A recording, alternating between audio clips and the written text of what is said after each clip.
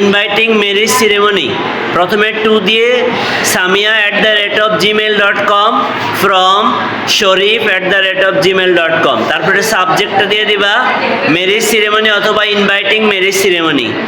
তারপরে কি dear Samia, at first take my love, প্রথমে আমার ভালোবাসা নিও। I hope you are well, আমি আশা করি তুমি ভালো আছো।